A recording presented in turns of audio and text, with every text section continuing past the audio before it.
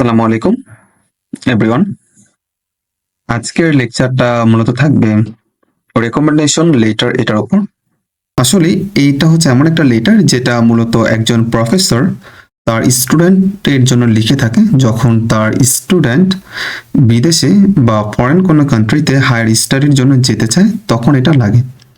এটা হতে পারে মাস্টার্সের জন্য, পিএইচডির জন্য অথবা পোস্ট ডকের জন্য। আপনি যে ইউনিভার্সিটি থেকে আপনার ব্যাচেলর কমপ্লিট করেছেন বা মাস্টার্স কমপ্লিট করেছেন সেই ইউনিভার্সিটির যে প্রফেসর আপনার ক্লাস নিয়েছে বা আপনার সম্পর্কে অনেক ভালো জানে তার থেকে মূলত রেকমেন্ডেশন লেটার নিতে হয়। তো এই ক্ষেত্রে দেখা যায় যে এই পুরো লেটারটা লেখার দায়িত্ব কিন্তু থাকে একজন প্রফেসর বা আপনি যার কাছ থেকে নেবেন তার। তো দেখা যায় অনেক সময় যে আমাদের দেশের যারা প্রফেসর থাকেন তারা অনেক সময় অনেক ব্যস্ত থাকেন, সেজন্য স্টুডেন্ট যে আছে তিনি হচ্ছে এটা লিখে দেন হচ্ছে প্রফেসরের কাছে নিয়ে যান। প্রফেসর এটাকে ইভালুয়েট করে, চেক করে, কারেকশন করে দেন হচ্ছে ওইটাতে সিগনেচার করে দিয়ে দেয়। এখন আমরা যদি বলি যে রেকমেন্ডেশন লেটার এটা আসলে কি বা এটার মধ্যে কি কি থাকে, তো এটা কি যেটাকে আমরা একটু আগে এক্সপ্লেন করেছি। আর রেকমেন্ডেশন লেটার এটাকে মূলত বলা হয় অ্যালোয়ার। তো আপনারা দেখতে পাচ্ছেন আমি এখানে মেনশন করেছি, তো এটা এখন থেকে আমরা অ্যালোয়ার হিসেবে মেনশন করব। এখন কথা হচ্ছে আপনি যদি একটা অ্যালোয়ার লিখতে চান বা লেখাতে চান তাহলে কোন কোন বিষয়গুলো এটার মধ্যে থাকবে। তো ধরে নিচ্ছি আমি একজন প্রফেসর, আমি আমার একজন স্টুডেন্টের জন্য একটা অ্যালোয়ার লিখব। এখন আমি যদি তার জন্য একটা অ্যালোয়ার লিখতে চাই কোন কোন বিষয়গুলোকে মাথায় রেখে হচ্ছে খুব ভালো মানের একটা স্ট্যান্ডার্ড অ্যালোয়ার আমি লিখতে পারবো। তো এই জিনিসটা বোঝার জন্য আমি কয়েকটা স্লাইড এখানে মেক করেছি, আপনারা দেখতে পাচ্ছেন।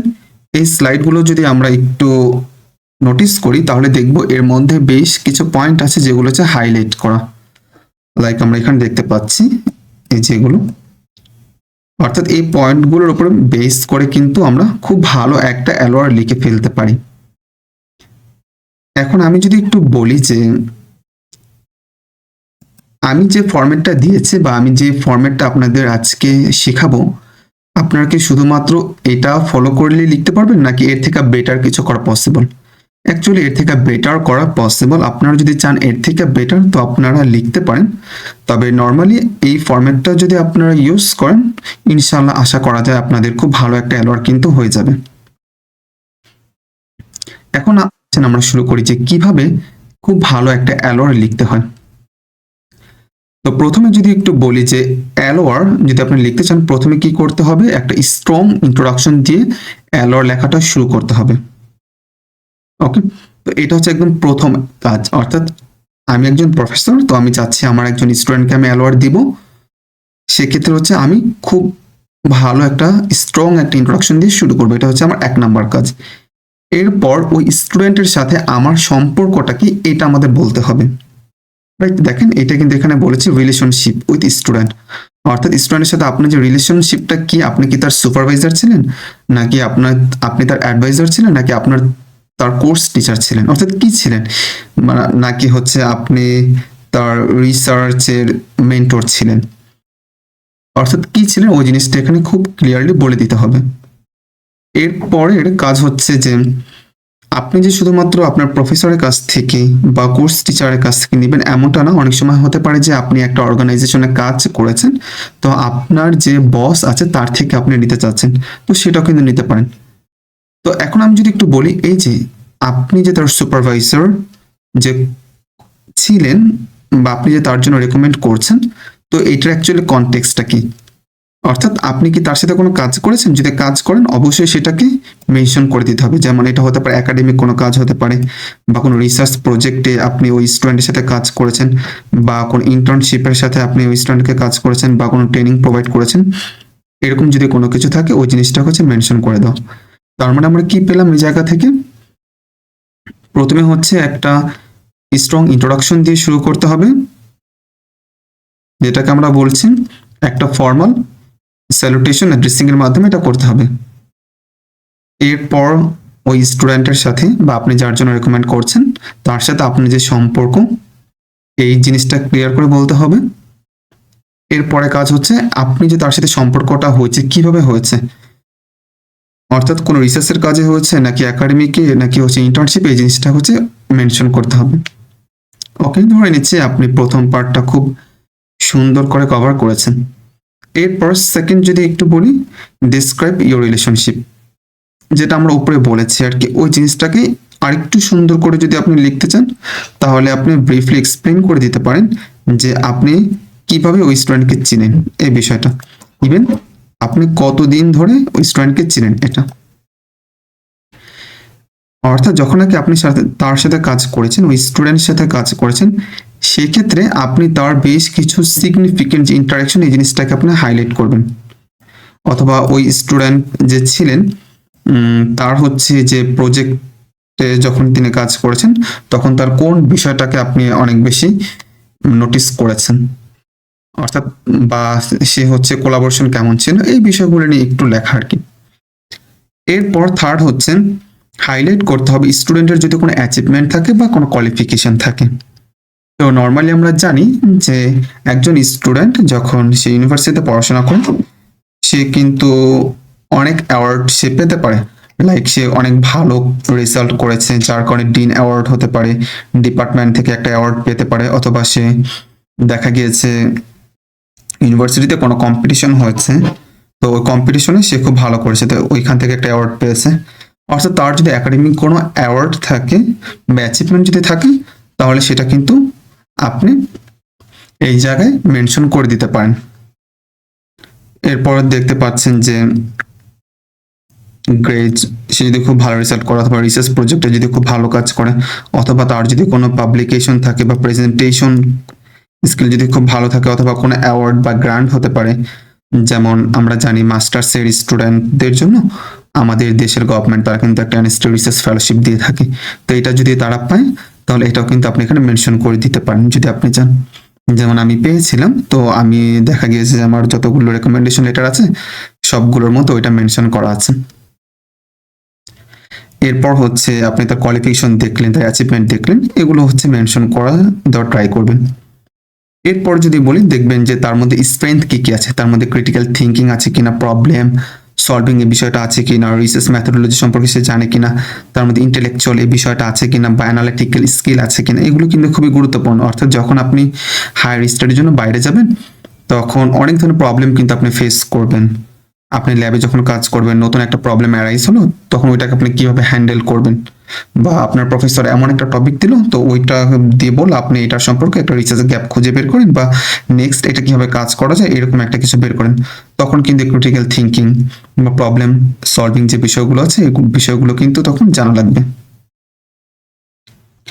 এরপর যদি বলি ডিসকাস স্টুডেন্টস রিসার্চ এক্সপিরিয়েন্স, অর্থাৎ স্টুডেন্টের যদি কোনো রিসার্চ এক্সপিরিয়েন্স থাকে তাহলে সেটা অবশ্যই মেনশন করে দিবেন, যেহেতু রিসার্চের জন্য তারা বাইরে যাচ্ছে।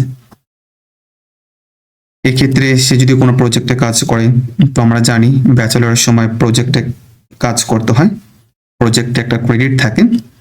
এরপর হচ্ছে মাস্টার্সের জন্য থিসিসে কাজ করতে হয়, এরকম যদি কোনো থাকে, অথবা সে নিজে থেকে কোনো রিসার্চের কাজ করেছে বা কোনো পাবলিকেশন করেছে, তার জার্নাল পাবলিকেশন আছে, অথবা সে হচ্ছে বাইরের কোনো প্রজেক্টে, গভর্নমেন্ট কোনো প্রজেক্টে কাজ করেছে, বা ইউনিভার্সিটির কোনো প্রজেক্টে কাজ করেছে, বা নিজেরা গ্রুপ করে কাজ করছে, বা কোনো ফরেন প্রফেসরের সাথে কোলাবোরেশন করে কাজ করেছে, অর্থাৎ এই ধরনের তার যদি কোনো রিসার্চ ব্যাকগ্রাউন্ড থাকে তো এটাকে অবশ্যই কিন্তু মেনশন করে দিতে হবে। এরপরে যে বিষয়টা গুরুত্বপূর্ণ তা হচ্ছে ডিসকাস পার্সোনাল ক্যারেক্টারিস্টিক্স, অর্থাৎ আপনার ওই স্টুডেন্টের পার্সোনাল ক্যারেক্টারিস্টিক্স সম্পর্কে কিছুটা বলতে হবে। যেমন এর মধ্যে থাকতে পারে ইন্টিগ্রিটি, এর মধ্যে থাকতে পারে অ্যাডাপ্টেবিলিটি, যেমন বা ইথিক্সের যে বিষয়টা, অনেস্টি যে বিষয়টা, এটা অর্থাৎ সে হচ্ছে কোন একটা বিষয়ের প্রতি খুব দ্রুত হচ্ছে খাপ খাইয়ে নিতে পারে। এরপর ওই স্টুডেন্টের ইথিক্স এই বিষয়টা খুব ভালো, সে ইথিক্যাল হচ্ছে সে ইথিক্স অনেক বেশি মেনটেন করে, সে তার কাজ হচ্ছে সৎ। ওকে, মানে এই ধরনের যে বিষয়গুলো আছে এই বিষয়গুলো হচ্ছে আপনি মেনশন করা, শুধু মেনশন করা না, পাশাপাশি এই বিষয়গুলো কিভাবে যে হায়ার স্টাডির সাথে লিঙ্ক করা যায়, বা যে প্রোগ্রামে অ্যাপ্লাই করছে ওই প্রোগ্রামের সাথে লিঙ্ক করা যায়, বা কিভাবে এগুলো তার একাডেমিক লাইফে ভ্যালু অ্যাড করবে, এই বিষয়গুলো খুব সুন্দর করে হচ্ছে মেনশন করে দেওয়া। এরপর যদি বলি এমফাসিস স্কিল অ্যান্ড কোয়ালিটি, অর্থাৎ আপনি তার যে স্কিল আছে, যে কোয়ালিটি আছে, এই বিষয়গুলো দিকে একটু জোর দিবেন। যেমন তার যে ইন্টেলেকচুয়াল যে কিউরিসিটি আছে এই বিষয়ের উপর, critical thinking, problem solving ability, এরপর ক্রিয়েটিভিটি। তো ক্রিয়েটিভিটিটা খুবই গুরুত্বপূর্ণ, কারণ আমরা জানি যখন হায়ার স্টাডির জন্য একটা স্টুডেন্ট বিদেশে যায় বা বাইরে যায়, সেক্ষেত্রে কিন্তু তার অনেক বেশি ক্রিয়েটিভ হতে হয় আর কি, অনেক বেশি না হলেও একটা মিনিমাম স্ট্যান্ডার্ড কিন্তু মেনটেন করতে হয়। এরপর লিডারশিপ, যেহেতু সে বা টিম ওয়ার্ক যদি একসাথে বলি, একটা রিসার্চ টিমের সাথে কাজ করবে, একটা ল্যাবে কাজ করবে, সেখানে তার আরো অনেকজন মেম্বার থাকবে, তো তাদের সাথে যেন খুব ভালো একটা সম্পর্ক থাকে, এই বিষয়টাকে হচ্ছে এই জিনিসটাকে মিন করে। এরপর কমিউনিকেশন স্কিল, এই বিষয়টা আপনি এখানে উল্লেখ করে দিতে পারেন। অর্থাৎ এই যে এখানে যে বিষয়গুলো বলেছে, তার যে স্কিল যে আছে, তার যে কোয়ালিটিগুলো আছে, এগুলোকে হচ্ছে খুব শক্ত করে একটু জোর দিয়ে একটু লেখা, যাতে করে অনেক বেশি আই ক্যাচিং হয়। এরপর customize the letter to program or institution, অর্থাৎ আপনি যে স্টুডেন্টের জন্য রেকমেন্ডেশন লেটারটা লিখছেন, তো ওই স্টুডেন্ট সে তো কোন একটা প্রোগ্রামের জন্য অ্যাপ্লাই করেছে, রাইট? তো ওইটার আঙ্গিকে হচ্ছে আপনার কভারটা যাতে, লেটারটা যাতে হয় আর কি। যেমন একটা স্টুডেন্ট হচ্ছে মাস্টার্স বা পিএইচডির জন্য, সে হচ্ছে ক্যান্সার একটা বিষয়ের জন্য অ্যাপ্লাই করেছে, একটা ক্যান্সার বা অনকোলজি ডিপার্টমেন্টের জন্য সে অ্যাপ্লাই করেছে, তখন আপনার যাতে লেটারটা এরকমই হয় যে এই স্টুডেন্টটা ওই প্রোগ্রামের জন্য বেস্ট। তো এই বিষয়টাকে হচ্ছে একটু ফুটিয়ে তোলা। আর এই স্টুডেন্টের জন্য হচ্ছে যে স্পেসিফিক তার যে কোয়ালিটিগুলো আছে, ওগুলোকে কোনো না কোনো ভাবে ওই প্রোগ্রামের সাথে একটু লিঙ্ক করে দেওয়া, যাতে করে ওই প্রফেসর বুঝতে পারে যে এই স্টুডেন্ট তার হচ্ছে এই পরিমাণ ক্যাপাবিলিটি আছে, সে হচ্ছে এই ডিপার্টমেন্টের জন্য পারফেক্ট বা সুইটেবল। এরপর যদি বলি যে প্রোভাইড কম্পারিজন অর কনটেক্সট, অর্থাৎ যদি আপনি চান তো একটা কম্পারিজন এখানে দাঁড় করাতে পারেন। যেমন প্রত্যেকটা স্টুডেন্ট সে তো হচ্ছে একটা নির্দিষ্ট একটা একাডেমিক এনভায়রনমেন্টে একটা কন্ডিশনে সে পড়াশোনা করেছে, তো এই পড়াশোনার মাধ্যমে সে তার বেসটা কিন্তু পেয়েছে। ওকে, ইভেন এই যে বেসটা সে পেল এবং তার যে এখানে যে পটেনশিয়ালিটি বলি, স্ট্রেংথ বলি এবং তার যে নলেজ বলি, এই জিনিসটাকে হচ্ছে আপনি এই স্টুডেন্ট যে প্রোগ্রামে অ্যাপ্লাই করছে ওই প্রোগ্রামের সাথে হচ্ছে একটা লিন করে দেওয়া, একটা রেলিভেন্স করে দেওয়া, অর্থাৎ এই বিষয়গুলো কি হচ্ছে একটু নিয়ে আসা।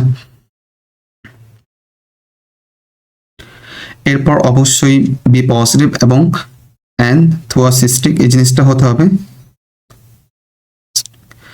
যেমন আপনি যখন নাকি তার জন্য একটা রেকমেন্ডেশনটা লিখছেন, তবে এক্ষেত্রে একটু খেয়াল রাখবেন যাতে করে পুরো জিনিসটা যাতে খুব পজিটিভ এবং উদ্যমী, অর্থাৎ আপনি খুব আগ্রহী হয়ে তার জন্য এই জিনিসটা লিখছেন আর কি, এই জিনিসটা যাতে প্রকাশ পায়, যার কারণে পুরো যে লেটারটা আছে এখানে যাতে আপনার একটা পজিটিভিটি এই জিনিসটা প্রকাশ পায় এবং আপনি খুব এনকারেজড হয়ে এই জিনিসটা লিখছেন, এই জিনিসটা যাতে এক্সপ্রেস হয়। ইভেন আপনি খুব স্ট্রংলি এবং কনফিডেন্টলি আসলে বলতে চাচ্ছেন যে এই স্টুডেন্টটা হচ্ছে আপনার ওই প্রোগ্রামের জন্য পারফেক্ট বা সুইটেবল, এই জিনিসটাকে হচ্ছে নিয়ে আসা, এরকম একটা ভাইব ক্রিয়েট করা। এরপর conclude with a strong endorsement, অর্থাৎ আপনার যে যার জন্য আপনি এই রেকমেন্ডেশনটা লিখছেন তার যে ভালো ভালো যে গুণ আছে বা যে অ্যাবিলিটিগুলো আছে, এগুলোকে একটু রিপিট করা বারবার, যাতে করে দেখা যায় যে ওই জিনিসটার প্রতি অনেক বেশি স্ট্রেস হয়। ওকে, এই বিষয়টা দিকে একটু খেয়াল রাখা। আর ফাইনালি যখন আপনি কনক্লুড করবেন, সেক্ষেত্রে অবশ্যই এটা বলা উচিত যে আপনি বলবেন যে আপনার যদি কোনো কোশ্চেন থাকে তাহলে আমার সাথে কন্ট্যাক্ট করেন। এরপর আপনি আপনার যে ইমেল অ্যাড্রেস, আপনার নাম, আপনি কোন পজিশনে এখন জব করছেন, আপনি lecturer, senior lecturer, assistant professor, associate professor অথবা ফুল প্রফেসর, অর্থাৎ এই যে আপনার ডেজিগনেশন, এই জিনিসটা হচ্ছে এখানে মেনশন করে দাও। অবশ্যই তো আপনার ইমেল অ্যাড্রেস থাকবে, আর এরপর হচ্ছে একটা সাইন থাকবে, যেটা আমরা এখানে বলে দিচ্ছি যে close the letter with a professional sign, অর্থাৎ সুন্দর একটা প্রফেশনাল সাইন দিয়ে আপনি লেটারটাকে ক্লোজ করে দিবেন। তো এটা ছিল আমাদের মেন পোর্শন। এরপর যদি বলি, এখানে কয়েকটা বিষয় একটু গুরুত্বপূর্ণ, যেমন proofread and edit carefully, যেমন এইটা আর এইটা।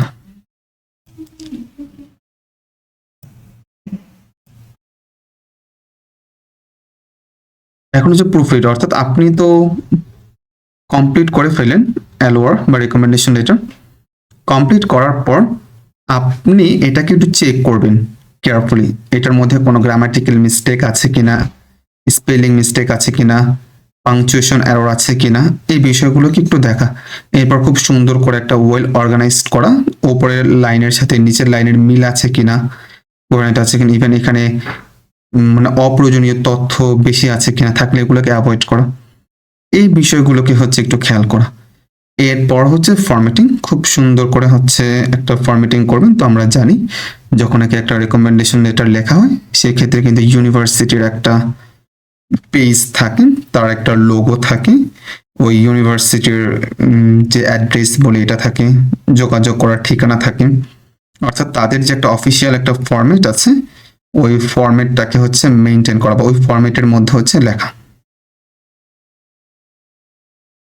তো যে আপনি লেখাটা লিখবেন এটা অবশ্যই হচ্ছে ফর্মাল ল্যাঙ্গুয়েজ হতে হবে এবং প্রফেশনাল একটা টোনে হতে হবে। নট নেসেসারি হচ্ছে এমন কোনো ওয়ার্ড ইউজ করা যেটা নর্মালি ফর্মাল ল্যাঙ্গুয়েজে ইউজ করা হয় না। এখন কথা হচ্ছে এটা কত পেজের হবে। নর্মালি দেখা যায় যে এটা 1 পেজ হয়, ওকে, অর্থাৎ এক পেজে যাতে বেশি না হয় এই বিষয়টাকে একটু খেয়াল রাখা।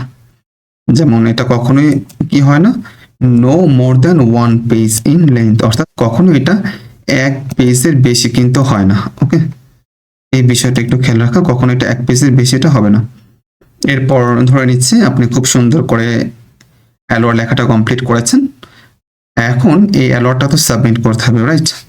বা এটাকে প্রিন্ট আউট করে সিগনেচার করে দিবেন, পরে আপনার স্টুডেন্ট এটা নিয়ে সে অ্যাপ্লিকেশন করবে। অনেক সময় দেখা যায় যে বিশেষ করে ইউএস এর ক্ষেত্রে ইউনিভার্সিটির পক্ষ থেকে যে প্রফেসর এই দিয়েছে আর কি রেকমেন্ডেশন লেটার, তার যেখানে ইমেল ছিল ইমেলের মধ্যে একটা ইমেল আসে যে বলে আপনি আবার সাবমিট করেন, তখন ওই প্রফেসর আবার এটা সাবমিট করে। অর্থাৎ আমি একজন প্রফেসর, তো আমি আমার একজন স্টুডেন্টকে একটা এলওআর দিয়েছি, তো যেহেতু একদম শেষে আমি বলেছিলাম না এখানে আমার ইনফরমেশন থাকবে বা এখানে হচ্ছে একটা সাইন থাকবে, তো ওই ইউনিভার্সিটি করবে কি আমার এই ইমেল অ্যাড্রেসে আমাকে ইমেল করবে, ইমেল করে বলবে যে আপনি এইরকম একটা স্টুডেন্ট ছিল তার নাম, তাকে অ্যালোয়ার দিয়েছেন, তো এখন আপনি যে অ্যালোয়ারটা দিয়েছেন ওইটা আবার সাবমিট করেন। তখন আমি আবার করবো কি ওইখানে গিয়ে এই অ্যালোয়ারটা সাবমিট করে দিব, ওকে। তো ওই ইমেলের মধ্যে এই পুরো ডিটেলসটা কিন্তু চলে আসে। তো যখন নাকি এটা চলে আসে তখন submit the letter on time, অর্থাৎ টাইমলি কিন্তু এটাকে সাবমিট করতে হবে। আর রেকমেন্ডেশন লেটার সাবমিট করার যে প্রসেস ওইটা তো ইমেলের মাধ্যমে জানিয়ে দেওয়া হবে। তো এই ছিল আমাদের অ্যালোয়ার্ড নিয়ে লেকচার। তো কিভাবে আপনি খুব ভালো একটা অ্যালোয়ার্ড লিখতে পারবেন আপনার স্টুডেন্টের জন্য। একটু বলি, অ্যালোয়ার্ড যত সুন্দর হবে স্কলারশিপ পাওয়ার সম্ভাবনা কিন্তু তত বেড়ে যাবে, ওকে। তো সেই জন্য একটা খুব ভালো স্ট্রং অ্যালোয়ার্ড এটা খুবই গুরুত্বপূর্ণ। সেক্ষেত্রে এটা একটু সময় করে লেখা উচিত যাতে করে খুব সুন্দর অর্গানাইজড ওয়েতে একটা প্রেজেন্টেবল ওয়েতে এটাকে সাবমিট করা যায়। আর এটা যত সুন্দর হবে আমরা আগেই বলেছি স্কলারশিপ পাওয়ার সম্ভাবনা কিন্তু তত বেড়ে যাবে। সেক্ষেত্রে হচ্ছে একটু খেয়াল রাখা, একটু হাতে সময় নিয়ে খুব সুন্দর করে একটা অ্যালোয়ার লেখা, যাতে করে উপরে যে পয়েন্টগুলো আমরা এখানে এক্সপ্লেন করেছি প্রত্যেকটা পয়েন্ট যেন এর মধ্যে থাকে, বা এর থেকে যদি বেটার করা যায় তাহলে তো আরো ভালো। সেক্ষেত্রে হচ্ছে আরো বেশি একটু স্টাডি করে আর কি কি বিষয় এখানে অ্যাড করা যেতে পারে সেই বিষয়গুলো এখানে অ্যাড করে নেওয়া নিজেদের মতো করে। যাই হোক, আমরা হচ্ছে আমাদের লেকচারটা শেষ করেছি। আশা করা যায় অ্যালোয়ার নিয়ে আপনাদের আর কোনো প্রবলেম হবে না ইনশাআল্লাহ। আল্লাহ হাফিজ, আসসালামু আলাইকুম রহমতুল্লাহ।